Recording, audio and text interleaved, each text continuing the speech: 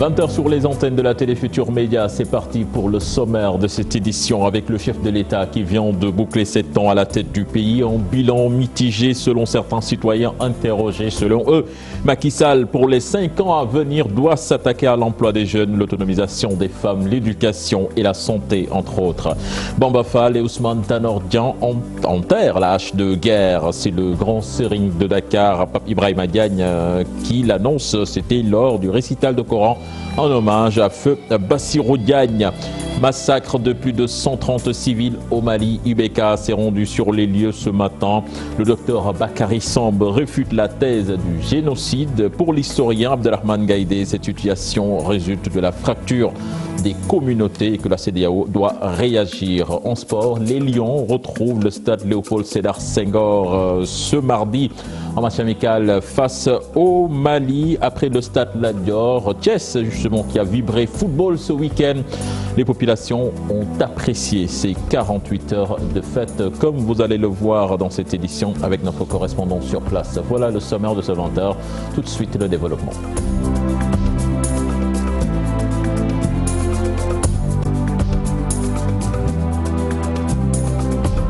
Bienvenue à toutes et à tous. 25 mars 2012, 25 mars 2019, le président Macky Sall vient de boucler 7 ans à la tête du pays. Des citoyens tirent un bilan mitigé du septennat. Ils espèrent que le chef de l'État va corriger les manquements pour le prochain quinquennat en s'attaquant à la problématique de l'emploi des jeunes, l'autonomisation des femmes, l'éducation et la santé. Un reportage signé en banlieue dakaroise avec nos correspondants sur place, Salif Sow et Asmalik Diop. Au marché des légumes de la banlieue de Dakar, plus connu sous le nom marché Thiaroye, nous rencontrons une femme au foyer. Elle s'approvisionne ici. Pour la mère de famille, le panier de la ménagère a fortement ressenti le coût de la vie ces 7 dernières années.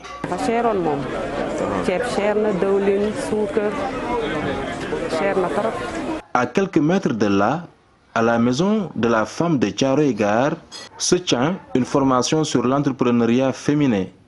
L'activité est organisée par la mairie. Pour cette femme de développement, le président Macky Sall pouvait mieux faire pour les femmes durant son premier mandat. Premier mandat bi liggéey na mais fu sañoon mu gën a yokk ndax boo xoolee 42% yi àndut ak ñoom am na lu tax. gisaguñ ci suñ bopp bu baax daal mu gën ñoo jàppale ñun jigéen ñi développement yi mu gën ñoo jàppale.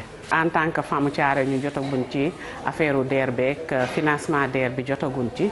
Un bilan mitigé, c'est ce qu'a noté aussi cet homme lors du septennat écoulé.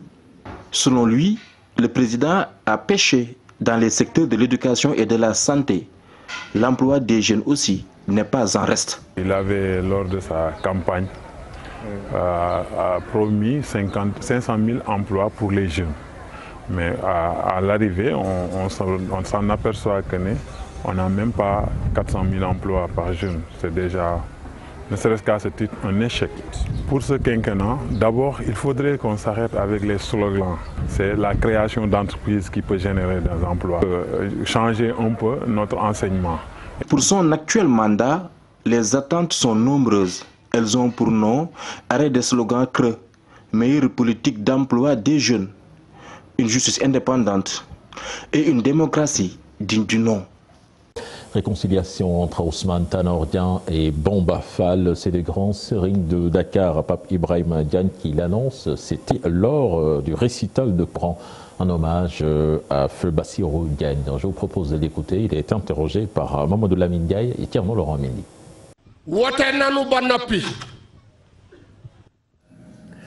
Le vote s'est bien déroulé. Les gens ont voté en paix. Mais Dieu a fait que Macky Sall a gagné. J'ai entendu l'appel au dialogue lancé, mais que le président sache qu'il est le président de tous les Sénégalais. On ne peut que se féliciter de cet appel lancé par le président. C'est pour le bien du pays, donc c'est à encourager. J'exhorte tout le monde d'agir dans la paix. J'ai rendu visite à Bamba Fall et lui ai dit que je veux qu'il se réconcilie avec Ousmane Tanor Dieng. Ce qui est chose faite, d'après Bamba Fall. Parlons santé à présent avec cette journée dédiée à la santé bucco-dentaire chez les enfants à l'hôpital Albert Royer. C'était ce matin une occasion de rappeler l'importance de la prise en charge de ces enfants victimes de caries dentaires, entre autres. Les détails dans cet élément signé Aïssatou Gueiba et Tierno Laurent Mendy. Les caries dentaires, un véritable problème de santé publique qui touche entre 60 et 90% des enfants dans le monde, selon l'Organisation mondiale de la santé. Pour vaincre cette pathologie, le service d'odontologie de l'hôpital des enfants Albert Royer mène la sensibilisation. La consommation excessive de sucre, sans l'hygiène bucco-dentaire adaptée à l'enfant. Donc cette journée bucco-dentaire, on a pris cette journée pour essayer d'expliquer aux enfants pourquoi la carie est constatée trop souvent chez les enfants. C'est une maladie qu'on peut éviter parce que ça affecte énormément les enfants. Ça retentit sur la qualité de vie de l'enfant. C'est pourquoi on a choisi de faire une séance de prévention, qu'on montre aux enfants comment se brosser, pourquoi on doit se brosser et au moins fréquenter les cabinets dentaires une fois par an.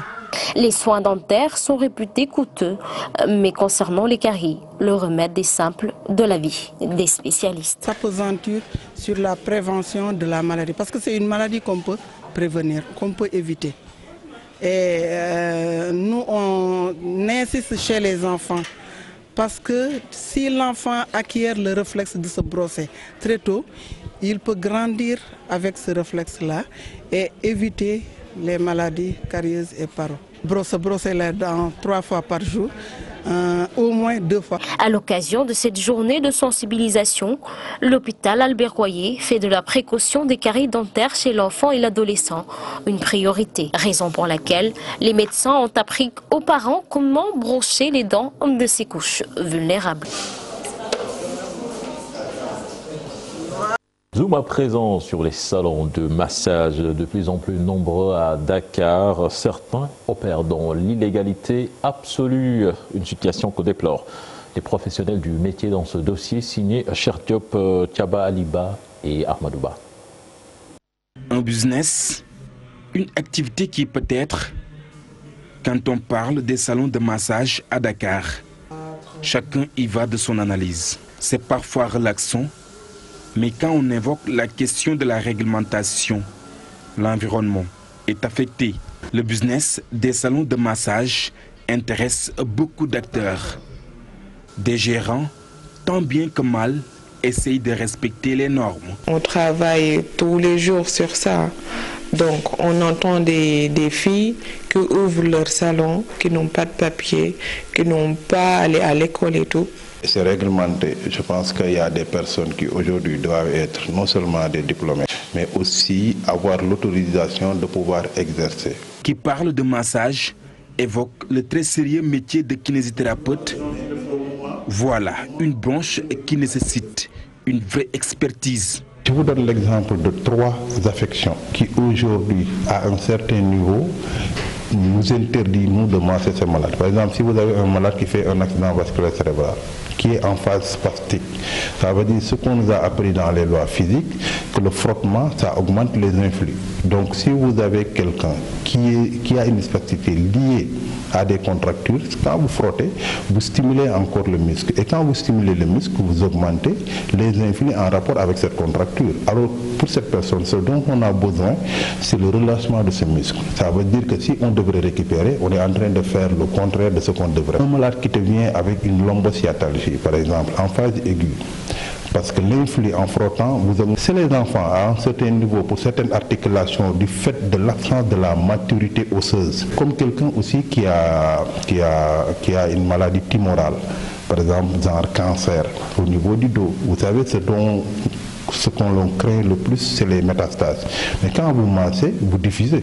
Et en diffusant, il y a des risques majeurs que vous accentuez ou bien vous augmentez ce type de massage. Après la prolifération des salons de massage dans la capitale sénégalaise, la rude concurrence s'invite au débat. Et les réseaux sociaux ne facilitent pas le combat contre la débauche, la vulgarité. À la limite, Il y a certaines femmes donc, qui se lancent donc, dans ce métier de faire donc, de la prostitution entre guillemets déguisée. Donc, ce qui met un peu mal à l'aise donc, les professionnels de ce secteur. La situation est inquiétante et suscite la désolation de certains Sénégalais. La transgression de certaines de nos valeurs occupe le débat. Je pense que c'est pas en phase avec nos réalités culturelles, nos valeurs traditionnelles. Les professionnels du secteur veulent plus de contrôle pour assainir le milieu du massage. Au niveau du ministère de la Santé, qu'il faudra impérativement aller dans le sens de mener des enquêtes, d'associer la police, la gendarmerie et nous en tant qu'association. L'État du Sénégal semble être dans cette logique. Pour rappel, ces derniers jours, les hommes de la sûreté urbaine ont effectué une opération. Beaucoup de filles arrêtées et déférées au parquet, une autre manière de décourager les perturbateurs. Cher Diop, nous allons à présent à Ngoye, c'est dans le département de Bambey. La plus grande commune de la région de Diourbel ne dispose pas de brigade de gendarmerie sujette à toutes les formes d'insécurité. Cette localité qui n'a qu'un seul forage demande l'érection d'une brigade de gendarmerie, comme vous allez le voir dans cette correspondance signée à Babacar Diouf et Ndongo Ndiaye. Face aux nombreux braquages et vols de bétail enregistrés dans la commune de Ngoye, les populations réclament un poste de gendarmerie. Nous demandons une brigade territoriale de gendarmerie au niveau de notre commune, vu l'insécurité qui sévit dans celle-ci. Sur les 55 villages de la commune de Ngoye, seuls 5 sont électrifiés. Nous avons encore besoin, dans le cadre du désenclavement, de pistes de production. La commune est aussi, dans le domaine de l'hydraulique, confrontée à une pénurie d'eau. Un seul forage existe à Ngoye pour plus de 60 000 habitants. Dans le domaine de la santé, nous demandons que le poste de santé soit érigé en centre de santé.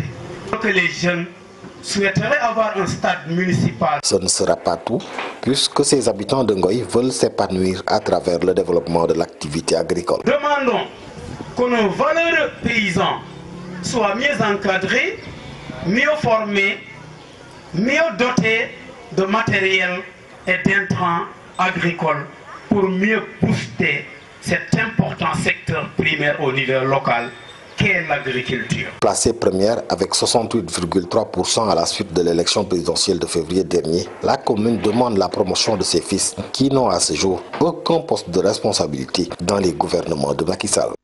Ngik, c'est une commune dans la région de Saint-Louis connue pour ses performances dans le domaine agricole. Et cette commune est menacée par l'apparition du Tifa qui commence à envahir le fleuve. La pêche en cours également des risques, nous disent nos correspondants sur place, Ousseynou Diop et Habib Sek. Ngik est une commune dont la population est composée essentiellement de pêcheurs, éleveurs et paysans. Ici, le Tifa dicte sa loi aux populations et freine le développement des villages qui sont au bord du fleuve Sénégal. Même si la commune a fait des bonds en avant dans plusieurs secteurs, le Tifa continue sa progression et occupe désormais une bonne partie du fleuve. Ce problème devient sérieux pour l'édile de cette commune du Waalo. Le Tifa a créé beaucoup de difficultés dans notre commune. Parfois, les agriculteurs sont confrontés à beaucoup de problèmes avec le manque d'eau provoqué par le Tifa qui continue d'occuper le fleuve. Les éleveurs également rencontrent les mêmes difficultés. Si l'État enlève le Tifa, les populations seront soulagées. L'élevage, l'agriculture et la pêche peuvent se développer dans cette zone considérée comme le grenier du Sénégal, avec une production estimée à des milliers de tonnes dans toutes les variétés. Le maire a aussi lancé un appel à l'État du Sénégal pour régler ce problème. On ne peut plus accéder au fleuve et seul l'État a le pouvoir et les moyens de faire face au problème. Si l'agriculture et l'élevage ne marchent pas, c'est toute l'économie de la commune qui sera au ralenti. C'est pourquoi nous lançons ce message au président Macky Sall. Nous l'interpellons surtout pour des solutions définitives. Dans la commune de Ngik, malgré les efforts du gouvernement dans le domaine de l'agriculture, de l'éclairage public et de l'hydraulique, il reste maintenant à faire face à quelques difficultés. La construction des pistes de production dignes de son nom demeure une priorité pour le maire de Gnitch et pour les populations. Aujourd'hui, il est difficile de traverser la route Kolona-Gnitch et Gnitch-Louga. Les routes sont catastrophiques et pourtant des milliers de tonnes de produits alimentaires sont produites ici. Il faut que les pistes de production soient réhabilitées. La commune de Gnitch compte 15 000 habitants. Ces populations vivent essentiellement de l'agriculture, de l'élevage et de la pêche. Mais aujourd'hui, le TIFA constitue une menace pour ces populations. Merci à vous, Seynou Diop. Nous parlons à présent de la 31e édition du pèlerinage interdiocésain Notre-Dame de la Paix de Temento qui a vécu ce week-end à Simbanding Balante. Les évêques présents à cet événement ont demandé au gouvernement de faire un effort pour fixer les jeunes afin de les dissuader de ne pas tenter l'immigration clandestine. Bakary Conté, Khalid Yemé. Cette 31e édition du pèlerinage interdiocèse Notre-Dame de la Paix de Temento est placée sous le thème. Et cette année, d'une manière particulière, nous avons ce thème avec Marie. Marie, modèle de foi et de discernement, soutient notre jeunesse dans sa vocation. Cette année, nous voulons prier avec tout le monde, nos frères et sœurs musulmans, pour que nous puissions retrouver chacun sa vocation d'être humain. Qu'est-ce que Dieu attend de moi aujourd'hui dans cette société sénégalaise, dans ce pays Sénégal, pour que je puisse être un acteur, un artisan de paix, un réalisateur de développement. Les évêques de Kolda, Ziguinchor et Kess invitent les jeunes et le gouvernement du Sénégal. Quand c'est clandestin, là peut-être se trouve le problème. C'est tout le monde qui est interpellé, aussi bien les autorités que chaque citoyen, chaque éducateur, pour faire en sorte que ces jeunes aiment leur pays, notre pays en particulier, qui est si beau. Le Sénégal est un beau pays, pour ne parler que de notre pays. Donc faire en sorte que les jeunes aient envie de rester chez eux, trouvent de quoi vivre chez eux. Le gouverneur de Sédhiou salue la présence des Bissau-Guinéens et Gambiens. L'enseignement qu'il faut tirer de tout cela, c'est d'abord que ce pèlerinage est également, comme tous les événements religieux, un facteur d'intégration sous-régionale aussi. Parce que ces populations qui sont venues de la Gambie et de la Guinée-Bissau pour venir participer à ce pèlerinage témoignent par leur acte, au-delà de leur engagement spirituel et religieux, témoignent par leur acte de la sincérité et de la bonne nature des relations entre ces pays voisins, le Sénégal, la Guinée-Bissau et la Gambie. Une minute de silence et des prières ont été effectuées à la mémoire des musulmans tués en la Nouvelle-Zélande et des victimes des catastrophes enregistrées à Mozambique. L'évêque de Kolda a lancé un appel à l'État du Sénégal pour la modernisation de la cité religieuse de Temento.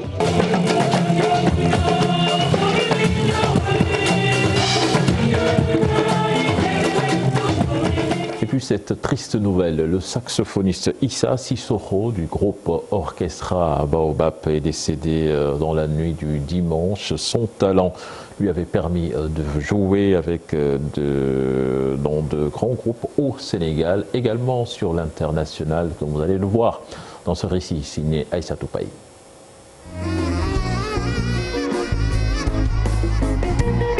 Chef d'orchestre du mythique Orchestra Baobab, fondateur du groupe, le saxophoniste Issa Sissoko est décédé ce dimanche à Dakar.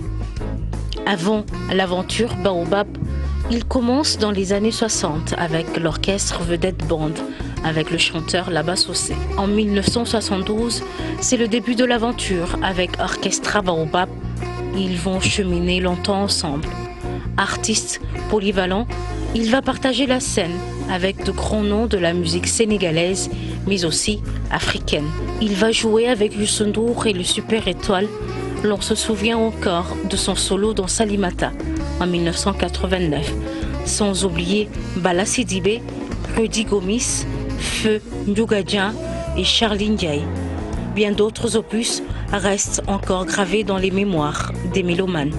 Il collabore aussi avec d'autres groupes, mais restera avec Orchestra Baobab jusqu'à son décès.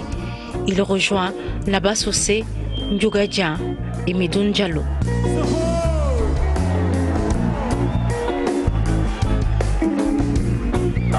L'actualité internationale dominée par le massacre de plus de 130 civils au Mali. Le président malien Ibeka s'est rendu dans ce village, lieu du massacre sur place. Les rescapés relatent les faits.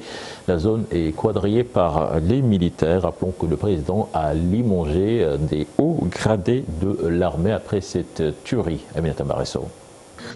Un village vidé de ses habitants et de tout ce qui bouge. Des troupeaux et même les greniers n'ont pas résisté à la furie des tueurs. C'est dans cette atmosphère que le chef de l'État malien est arrivé à Ogasagadougou. Dans ce village, plus de 130 personnes ont été tuées.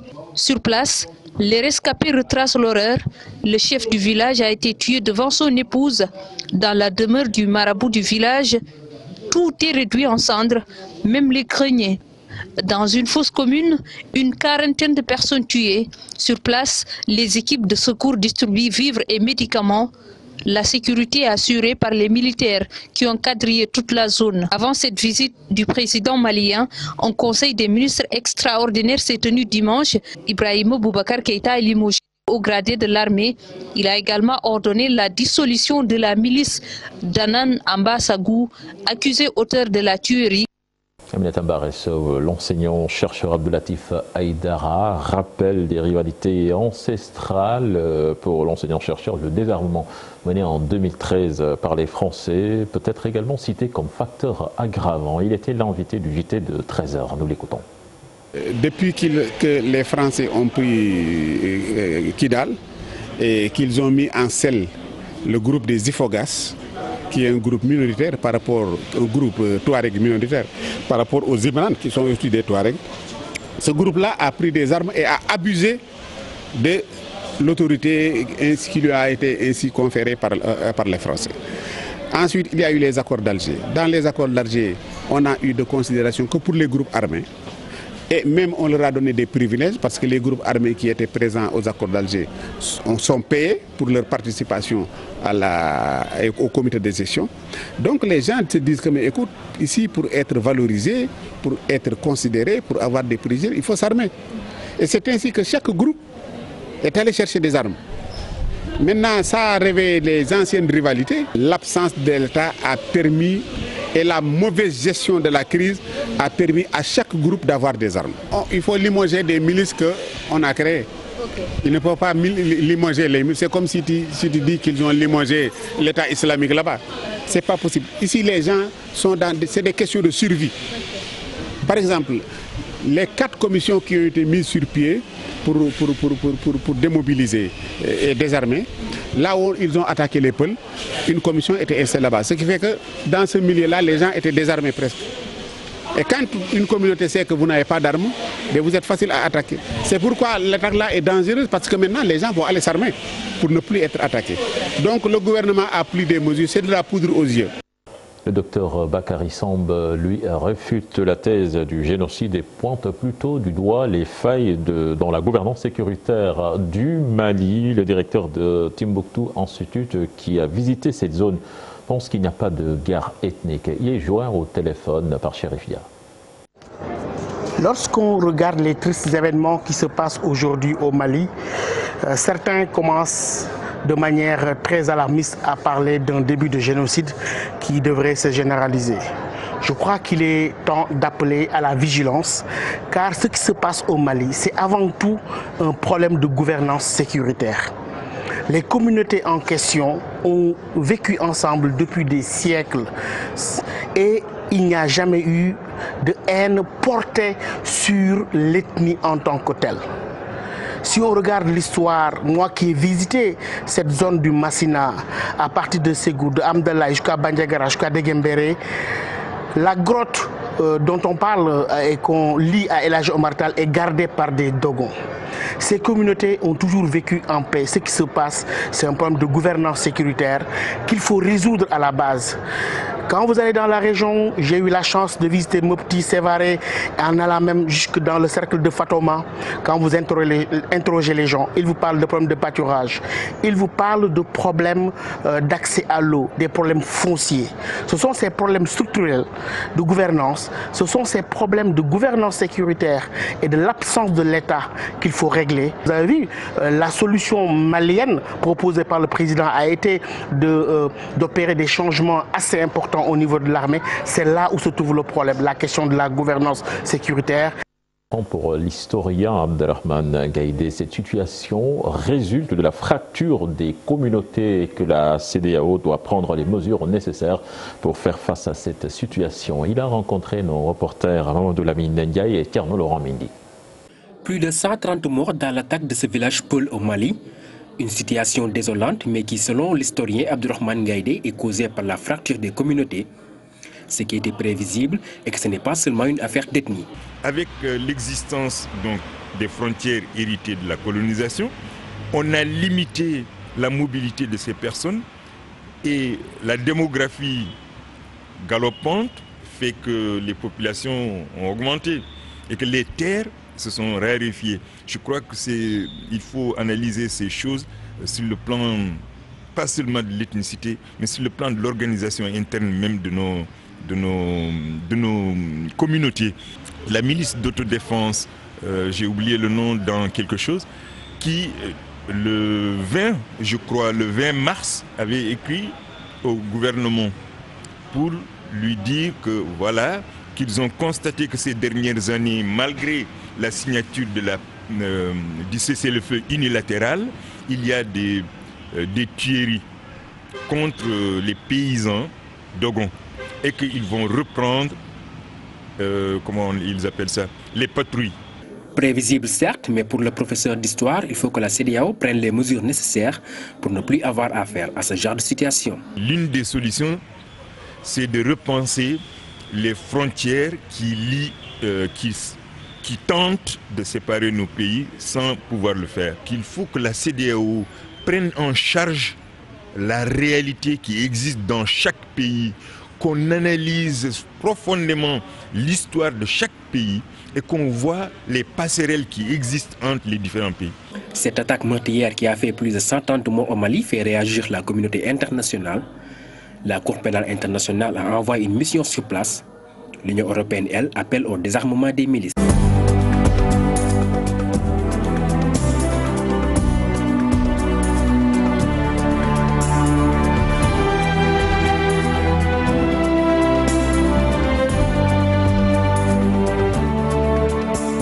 Nous démarrons avec du football. Les Lions du Sénégal qui vont retrouver leur entre du stade Léopold Sédar Senghor demain, un match amical face au Mali après l'étape du stade Lat Dior. Justement, Alfred Ndiaye qui revient sur ce match et qui salue la concurrence au milieu de terrain du Sénégal. Je vous propose de l'écouter. Ces propos sont recueillis par la FSF TV.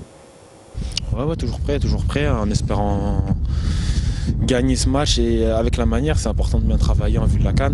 On joue contre une bonne équipe, le Mali c'est une bonne équipe, c'est, on peut dire, un petit derby comme c'est nos voisins et on a à cœur de gagner ce match.